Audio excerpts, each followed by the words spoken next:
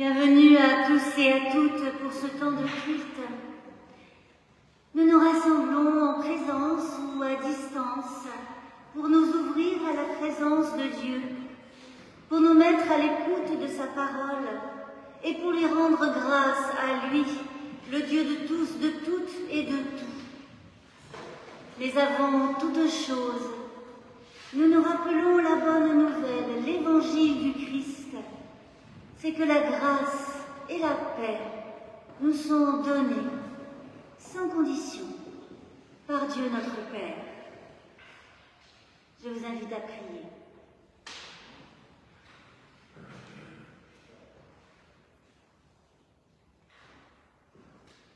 Nous voici rassemblés devant toi, Éternel notre Dieu, recueillis pour l'écoute de ta parole de vie et prêts à puiser au plus profond de nos cœurs la paix et la joie, l'élan et le courage, car par ton esprit, tu les renouvelles en nous, pour nous, toujours, toi qui es à la source de toute vie. Amen.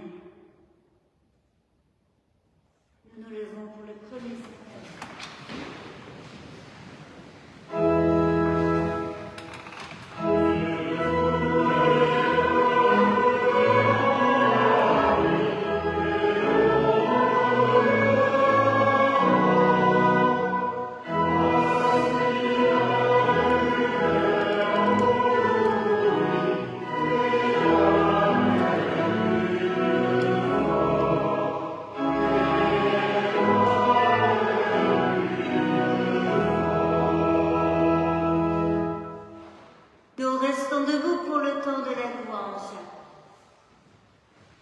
Éternel, nous te célébrons pour ton souffle, énergie vivifiante qui inspire au cœur de toute personne le goût du vrai, la passion de la justice, l'attrait de la bonté.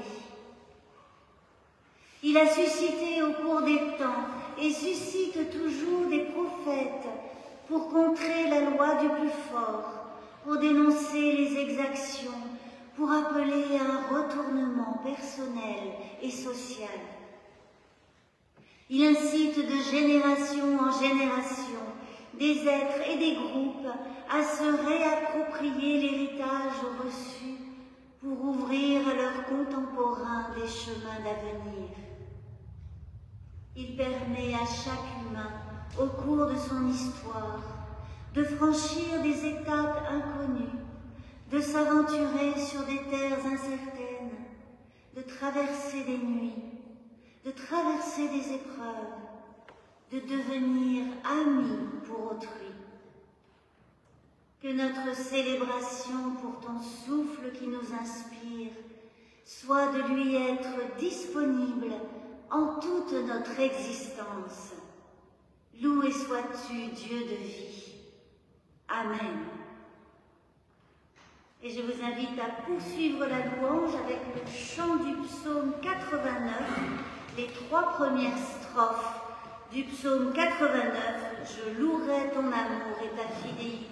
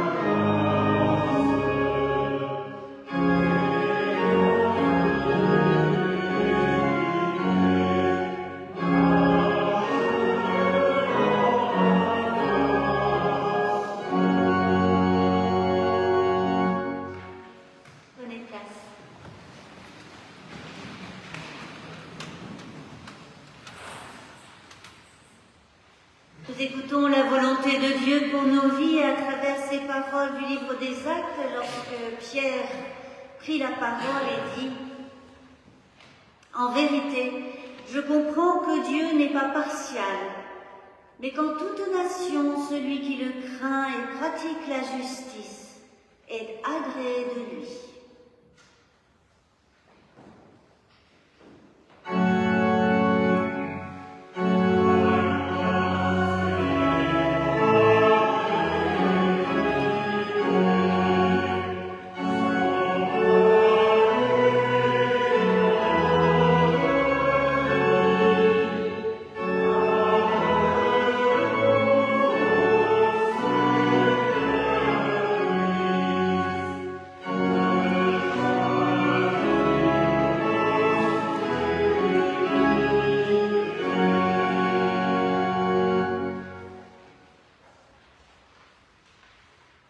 Nous nous recueillons chacun et ensemble dans la prière de confession.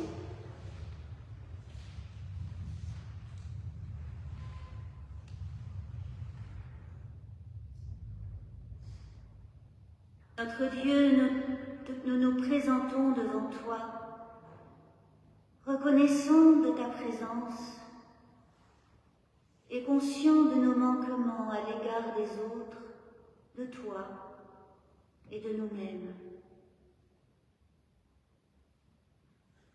Notre Père, il y a en nous des raideurs par lesquelles nous nous heurtons aux autres,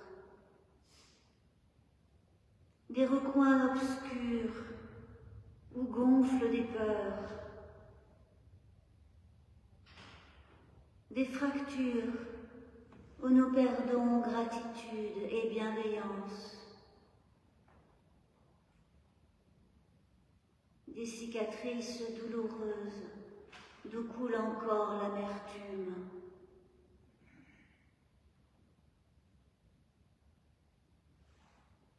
Alors nous nous tournons vers toi, car il est vrai qu'avec toi nous respirons mieux. Nous retrouvons notre souffle, notre santé intérieure, la paix, la vie de notre vie.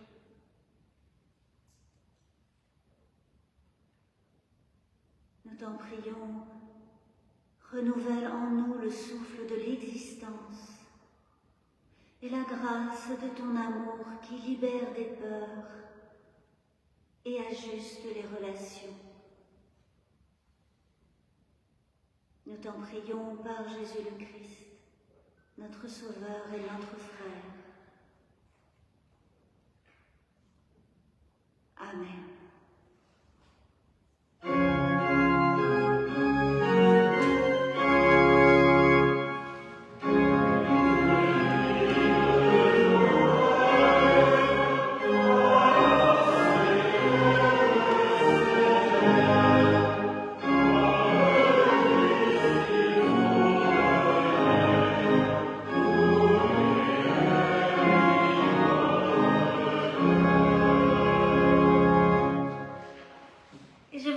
À vous lever pour entendre l'annonce du pardon de l'Éternel. Sur la tristesse de nos erreurs, Dieu fait lever la joie de son pardon. Sur notre angoisse, la paix de son amour. Sur les blessures de notre cœur, Dieu fait lever la douceur de sa bonté. Sur le vide et l'engourdissement de notre âme, la joie de la vie retrouvée. Toujours, notre Dieu nous réveille, nous relève et nous ressuscite. Alléluia. Et nous chantons notre reconnaissance au cantique 256. Nous célébrons Dieu notre Père.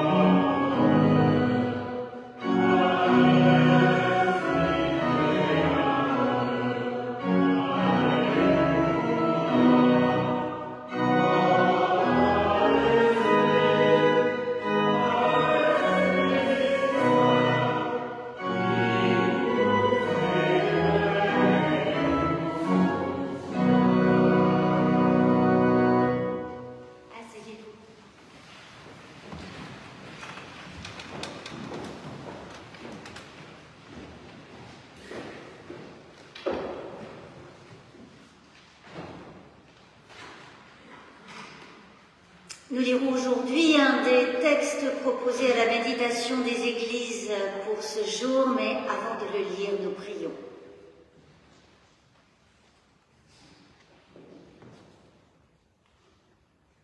Ô notre Dieu, sans ta parole, nous serions oiseaux sans ailes, puits sans eau, nuit sans lune, désert sans oasis.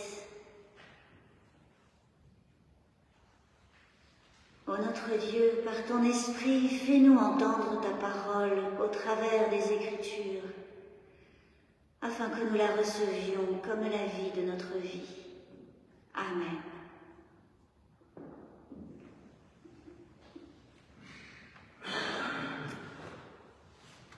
Nous lirons donc dans l'Évangile de Luc, au chapitre 2, les versets 41 à 52. Ses parents de Jésus allaient chaque année à Jérusalem pour la fête de la Pâque. Lorsqu'il eut 12 ans, ils y montèrent selon la coutume de la fête. Puis quand les jours furent achevés et qu'ils s'en retournèrent, l'enfant Jésus resta à Jérusalem, mais ses parents ne s'en aperçurent pas. Pensant qu'il était avec leurs compagnons de voyage, ils firent une journée de chemin et le cherchèrent parmi les gens de leur parenté et leur connaissance. Mais ils ne le trouvèrent pas et retournèrent à Jérusalem en le cherchant. Au bout de 3 jours, ils le trouvèrent dans le temple, assis au milieu des docteurs de la loi, les écoutant et les interrogeant.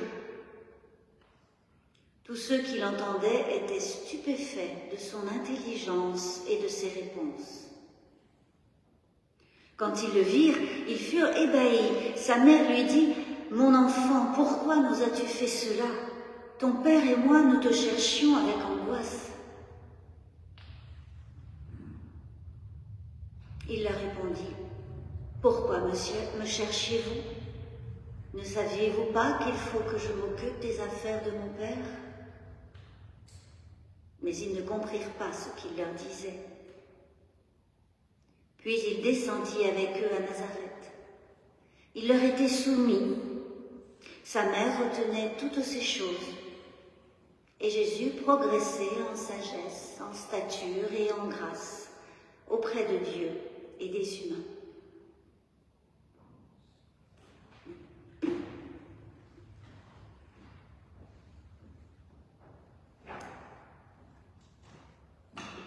Comme le temps passe vite, n'est-ce pas ? Nous voici au dernier dimanche de l'année 2024. Il y a 4 jours, nous avons célébré Noël et la venue au monde de Jésus, et aujourd'hui, il a déjà 12 ans. Mais comme les évangiles ne sont pas des biographies de Jésus, cela n'est pas très gênant.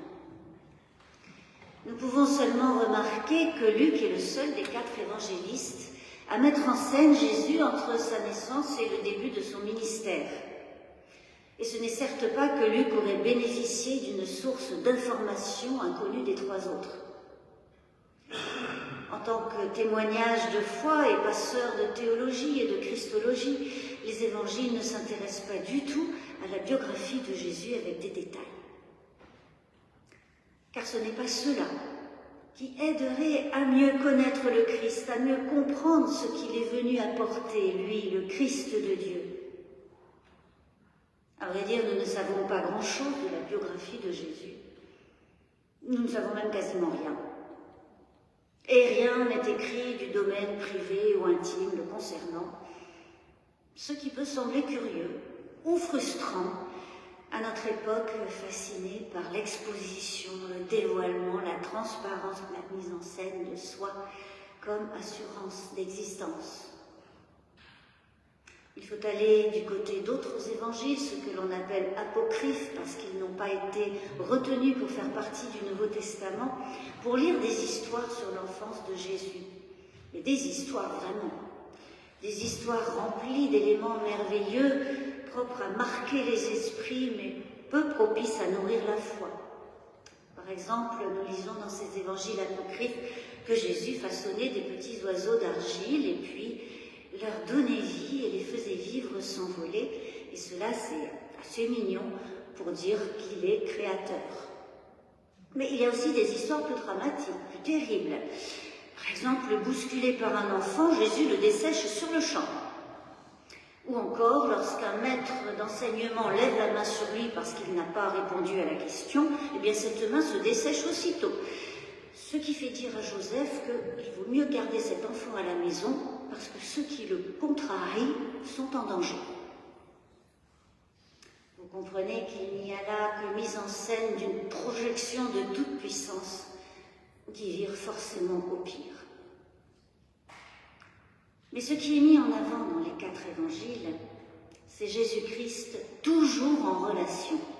Il est toujours considéré du point de vue d'une relation à Dieu et à des personnes. Alors, une question traverse chaque évangile d'un bout à l'autre. Qui est-il donc, celui-ci qui est toujours en relation? Ou pour le dire autrement, par où passe la connaissance, la reconnaissance de Jésus comme Christ? Et l'autre face de cette question est de comprendre les conséquences de cette reconnaissance de Jésus comme Christ dans la vie du croyant, de la croyante, c'est-à-dire celui ou celle qui l'a reconnu comme Christ. Et cette double question est portée par ce récit particulier de l'évangile de Luc. En ce sens, le récit ouvre à son propre dépassement, le dépassement de ce qui est écrit vers son interprétation. Et dans le récit, ce dépassement, ce débordement du récit s'opère dans 3 directions particulières. Un débordement d'identité, un débordement de tradition et un débordement des Écritures. Je vous invite à passer les 3 débordements. Et voyons d'abord ce qui concerne l'identité, et premièrement celle de Jésus. Donc le jeune Jésus est resté à Jérusalem après les célébrations de la Pâque. Il n'a pas suivi ses parents quand ceux-ci ont repris la route vers Nazareth, et il a fallu à ses parents 3 jours de recherche avant de le retrouver dans le temple. L'apostrophe de sa mère exprime non seulement toute l'inquiétude des parents, mais aussi le reproche d'un certain manque de reconnaissance, de considération à leur égard de la part de Jésus. « Mon enfant, pourquoi nous as-tu fait cela? Ton père et moi, nous te cherchions avec angoisse. » Mais la réponse de Jésus coupe court au reproche parental. « Pourquoi me cherchiez-vous? Ne saviez-vous pas qu'il faut que je m'occupe des affaires de mon Père? » De qui est-il donc le Fils? Ou plus précisément, quelle est la filiation originaire de Jésus, celle qui le fonde et qui le constitue? Poser la question de l'origine, c'est toujours poser celle de l'identité. Et la réponse de Jésus à sa mère pose clairement que l'origine essentielle de sa personne, de son être, pour lui, ce n'est pas Marie et Joseph. Elle est en Dieu, qu'il désigne comme son Père. Et c'est une autre identité que celle à laquelle sa mère s'est référée, son identité d'enfant de ses parents, dans laquelle elle le circonscrit. Pourquoi nous as-tu fait cela? C'est une autre identité que celle que nous pouvons exposer lorsque nous présentons notre carte d'identité ou lorsque nous répondons à des questions comme « D'où viens-tu? Où es-tu né? Quel est ton métier? Quelle est ton année de naissance ?» ou autres questions. Jésus ne renie pas du tout ses parents, Joseph et Marie. D'ailleurs, il repart avec eux à Nazareth et il leur est soumis. Mais il pose clairement que ce qui le tient, ce qui l'assure, ce qui le rend présent dans le monde, ce qui le vivifie vient de Dieu. Celui qu'il désigne comme son Père. La relation de foi de Jésus, sa relation spirituelle avec Dieu, déborde les relations familiales.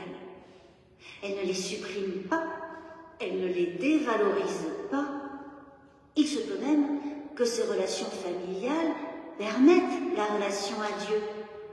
Ce sont bien les parents de Jésus qui l'ont amené à Jérusalem pour la Pâque. Mais ce qui oriente Jésus, ce qui est plus important pour son existence, c'est sa relation au Père qui est dans les cieux, comme écrit un autre évangéliste, Matthieu. Et c'est bien pourquoi la réponse de Jésus à sa mère éclaire aussi notre propre identité. Lorsque nous prions, comme nous allons le faire tout à l'heure, notre Père qui est aux cieux, nous reconnaissons que notre existence s'origine en lui. Non pas notre vie biologique, ni les données qui nous caractérisent, mais notre existence d'humain dans la foi devant Dieu, ce qui englobe notre existence entière de chaque jour. Nous reconnaissons en priant notre Père une relation de proximité intense, extrême, avec ce Dieu Père, créateur et structurant par sa parole, qui nous adopte par son amour sans condition et nous reconnaît dans sa grâce inconditionnelle. Et nous affirmons dans le même temps que nous sommes reliés à des frères et sœurs que nous considérons comme des frères et des sœurs indépendamment de leur famille, de leur âge, de leur origine ethnique ou sociale, de leur profession, de tout ce qui fait les identités dans le monde. Tout cela est second par rapport à la fraternité instaurée par la reconnaissance du Dieu Père.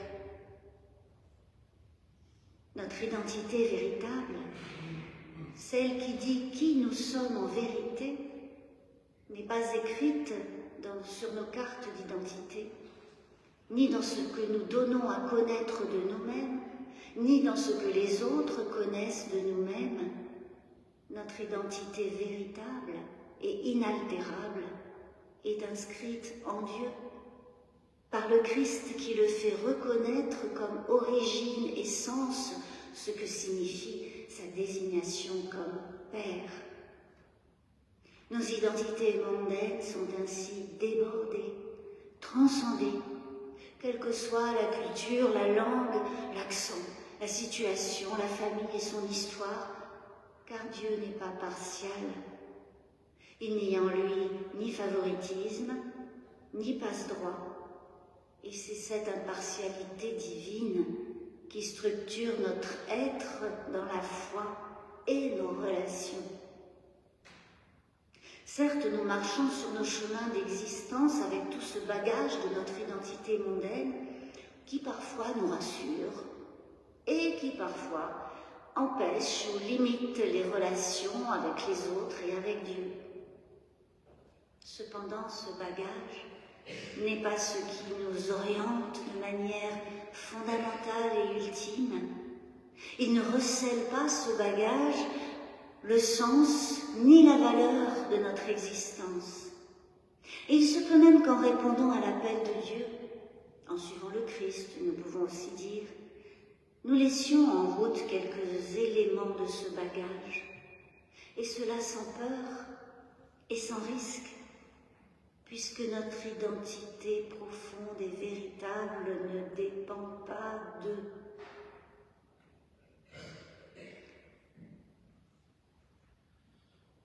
Le deuxième débordement que le récit provoque et met en scène est celui des traditions et des rites. Jésus a accompli avec ses parents tout ce que prescrit la religion, comme cela doit être fait.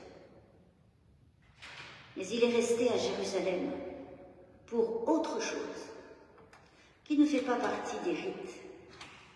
Il est resté pour poser des questions, écouter des réponses, pour écouter des réponses, des questions et poser des réponses.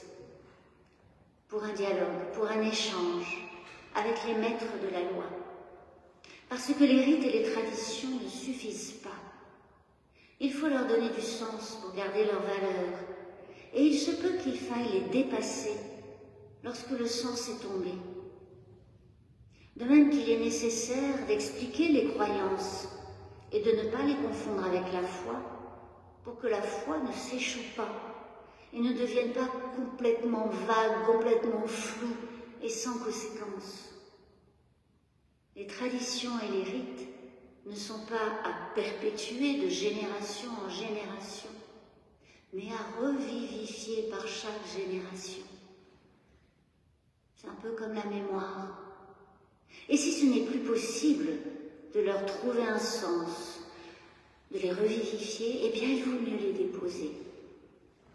Et au temple, Jésus parle de loi, et donc de sens avec les maîtres de la loi. Et puis les rites et les traditions ne suffisent pas non plus à construire une identité qui serait bien trop fragile, parce qu'elle serait toujours à défendre en la figeant et en la crispant sur ses traditions et sur ses rites. Interroger, répondre, écouter, parler, dialoguer nous constitue et nous permet de cheminer bien plus sûrement que la seule obéissance à des traditions et le seul respect des rites. Luc prend soin de préciser à plusieurs reprises que les parents de Jésus agissent selon la coutume, comme d'habitude. Mais Jésus, lui, interroge, répond, cherche, et c'est une bifurcation par rapport au chemin suivi par ses parents.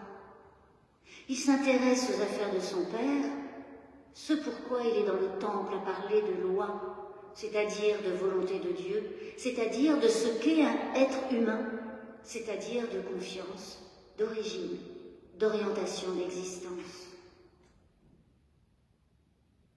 Mais s'occuper des affaires du Père n'est pas réservé à Jésus. C'est bien aussi notre affaire.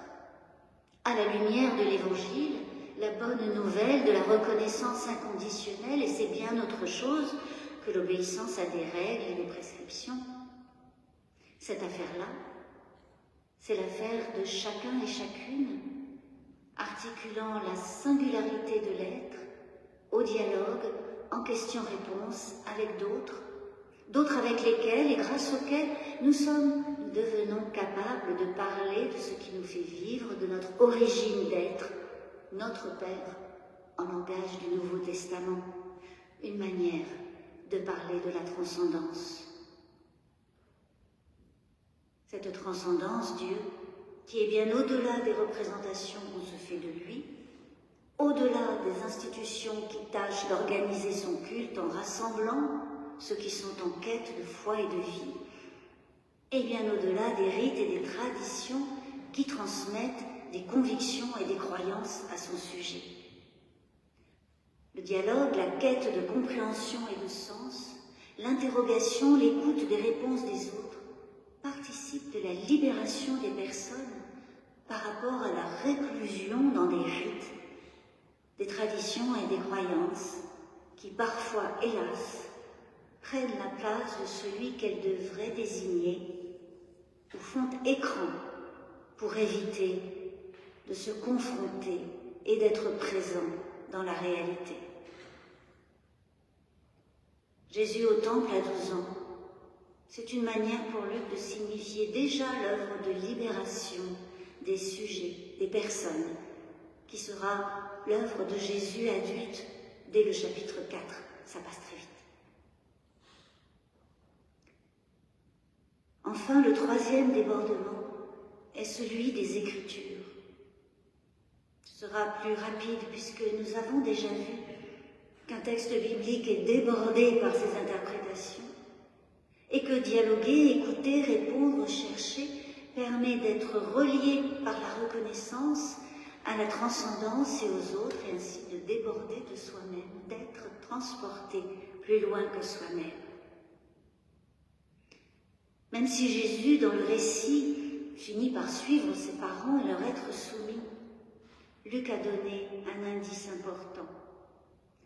son évangile, les évangiles, tous les textes bibliques sont écrits pour faire parler, pour se parler les uns aux autres. Car c'est en cela qu'un texte biblique devient présent, dans une lecture partagée, avec des questions, des réponses, de la réflexion, pour une actualisation, une appropriation qui le vivifie autant qu'elle permet au texte d'être vivifiant. Et l'intelligence de Jésus qui stupéfie ceux qui l'écoutent, ce n'est pas du savoir. C'est l'intelligence au sens de la capacité de faire des relations. Et une capacité de relation au travers des Écritures. La capacité de se relier avec la transcendance, avec autrui. Et en vérité, se relier à la transcendance et se relier à autrui, ça va toujours ensemble. Ça n'est jamais séparé. Dans cette mise en scène de Jésus assis au milieu des maîtres de la loi et parlant avec eux de la loi, Luc nous fait comprendre que les Écritures ne nous appartiennent pas. Elles viennent d'avant nous, elles viennent d'autres que nous, et elles nous envoient, elles nous renvoient à la fois à Dieu, à autrui et à nous-mêmes. Elles sont ainsi offertes comme mise en mouvement, comme dynamique dans laquelle nous pouvons entrer, une dynamique de lecture, une dynamique de dialogue, une dynamique d'identité et donc une dynamique d'existence. Il y a là une ressource merveilleuse, transmise de génération en génération, comme un héritage qui ne le demeure que d'être partagé. Une ressource pour comprendre ce que Jésus apprend au temple à 12 ans. Et à 12 ans, au temple, Jésus apprend l'humanité, ce que c'est qu'être humain devant Dieu et par lui. Il s'en imprègne pour l'être.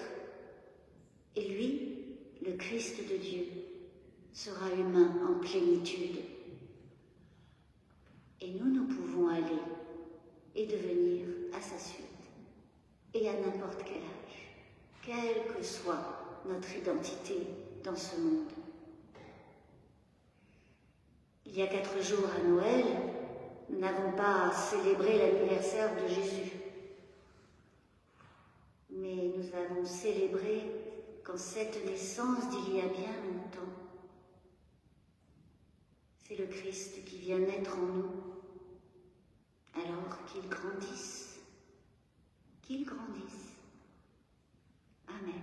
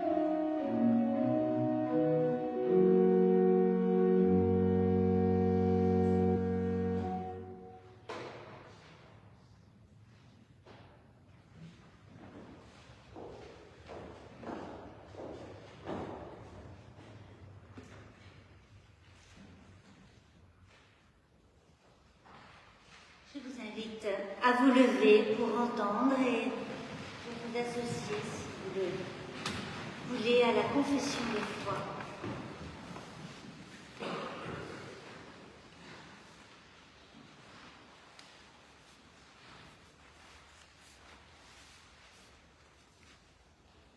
Éternel, nous croyons que le monde est animé par ton esprit d'amour. Il nous fait naître, il nous apprend à aimer, il nous permet de nous émerveiller. Il nous donne de créer à notre tour. Nous croyons en toi qui nous libère sans cesse de nos aveuglements et de nos inerties pour que nous devenions plus humains. Nous croyons que ton esprit suscite toujours et partout cet élan et nous travaille sans cesse. Nous croyons qu'inlassablement tu nous proposes une vie qui abolit la mort et qu'il nous faut en vivre de suite pour en vivre à jamais. Nous croyons en toi qui es source de toutes choses et qui appelle le monde à tendre vers ton royaume. Par toi, nous prenons conscience de la dignité humaine et nous nous ouvrons à la reconnaissance, à la fidélité et à l'accueil.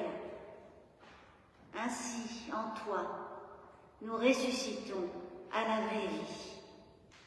Amen.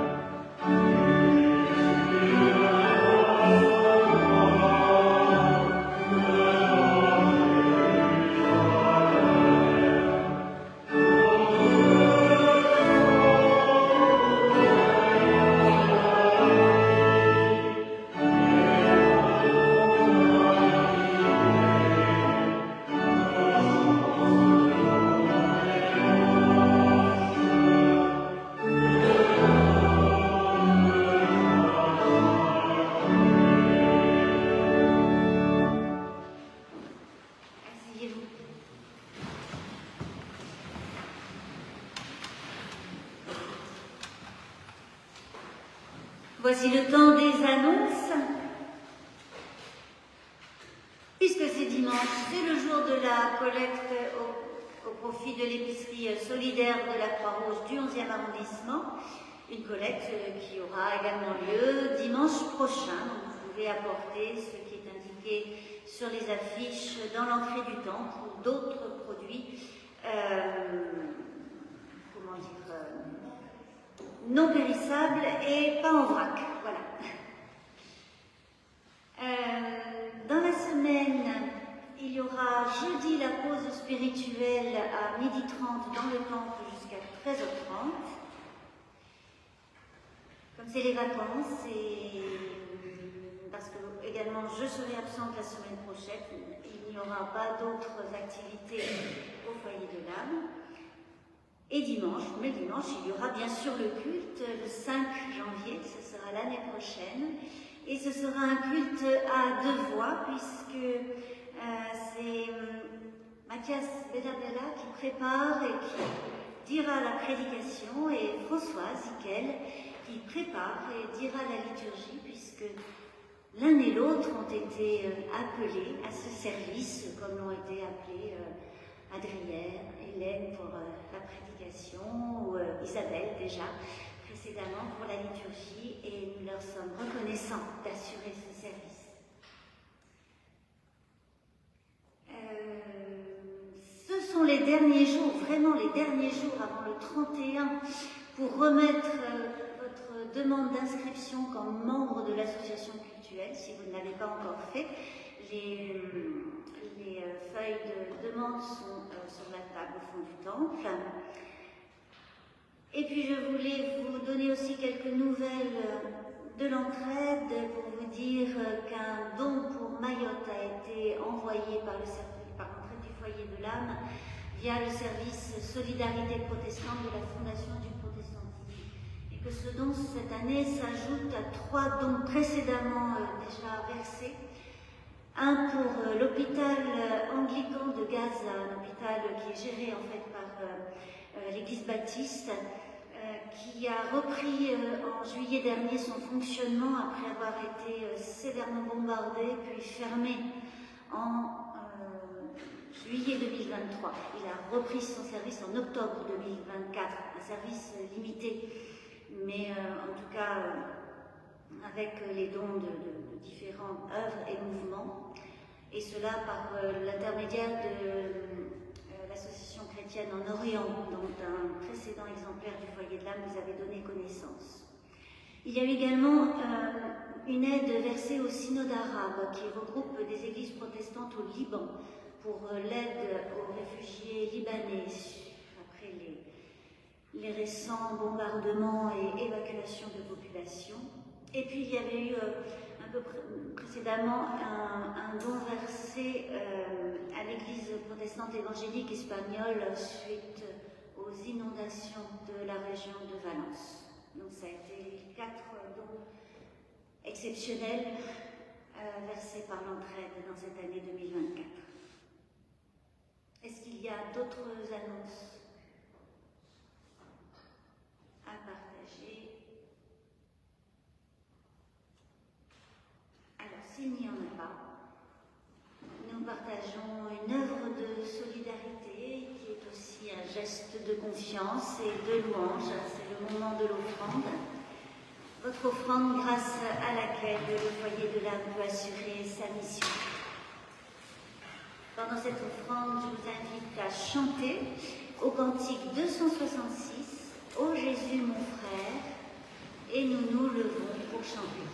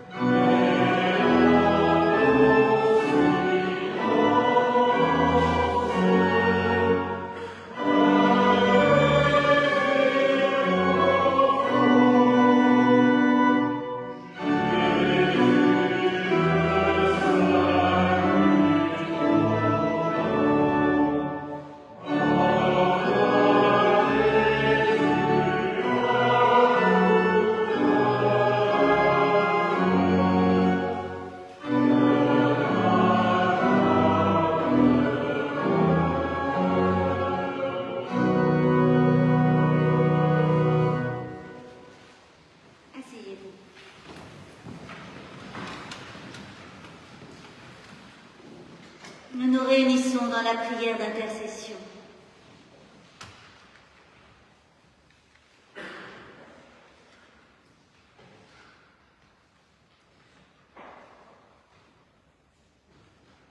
Éternel notre Dieu, notre Père, tant d'hommes, de femmes et d'enfants, de frères et de sœurs, sont enfermés dans des identités sociales, économiques, religieuses, culturelles, repliés de gré ou de force derrière des barrières de langue, de tradition, de couleur de peau, de manière de vivre.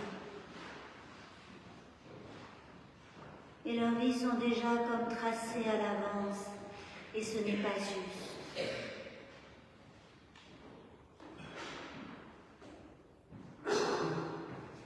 Aide-nous à refuser ces déterminismes,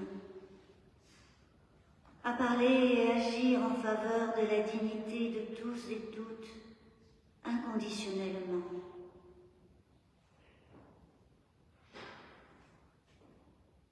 Éternel, notre Dieu, notre Père, nous sommes reconnaissants pour les évangélistes qui ont écrit leur témoignage de foi, pour les pères de l'Église qui ont édifié celle-ci, pour les réformateurs qui l'ont transformée. Préserve-nous de l'esprit de conservation, de répétition, de repliement sur les traditions. Et donne-nous un esprit de questionnement, de quête, de dialogue, de rénovation.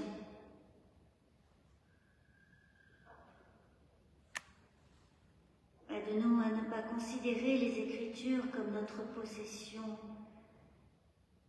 ou l'histoire comme un poids immobilisant, écrasant.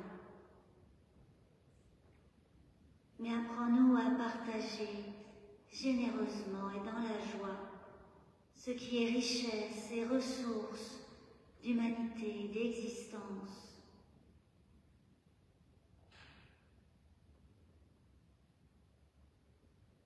Au terme de cette année, que ton esprit souffle en nous le courage et la confiance dont nous avons besoin pour entrer dans l'année suivante et là où nous sommes, faire œuvre de justice et de paix.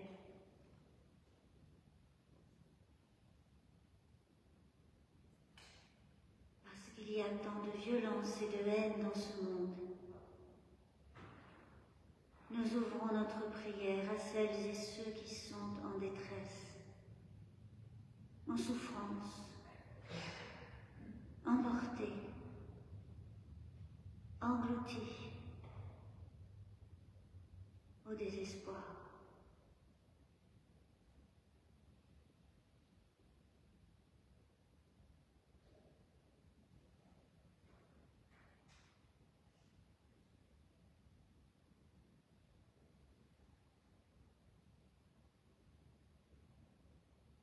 Et nous glissons notre prière dans celle que Jésus le Christ nous a donnée, en disant ensemble à voix haute ou dans le silence du cœur: Notre Père qui es aux cieux, que ton nom soit sanctifié, que ton règne vienne, que ta volonté soit faite sur la terre comme au ciel.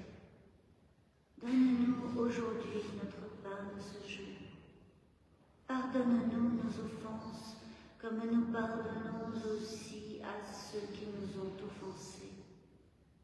Ne nous laisse pas entrer en tentation, mais délivre-nous du mal, car c'est à toi qu'appartiennent le règne, la puissance et la gloire, au siècle des siècles. Amen.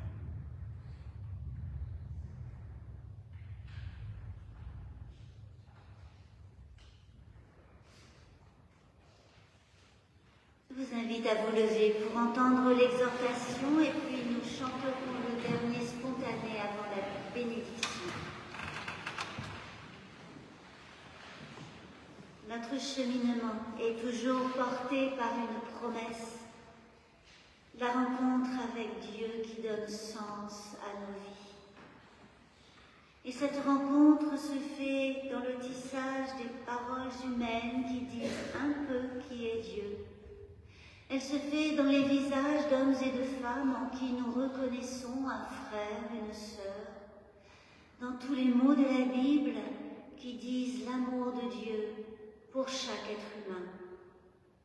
Allons, remettons-nous en route sur les chemins de nos vies.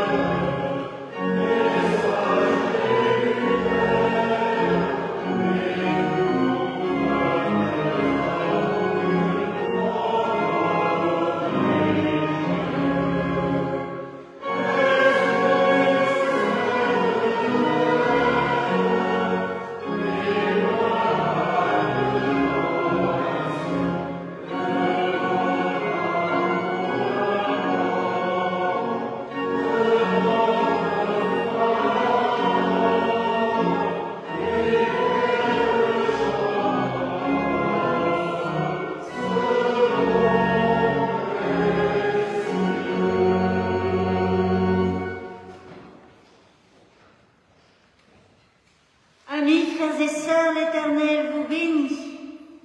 Que sa volonté soit faite en vous et par vous. Que son amour rayonne en vous et par vous. Que son évangile se répande en vous et par vous. Que son règne vienne en vous et par vous. Amen.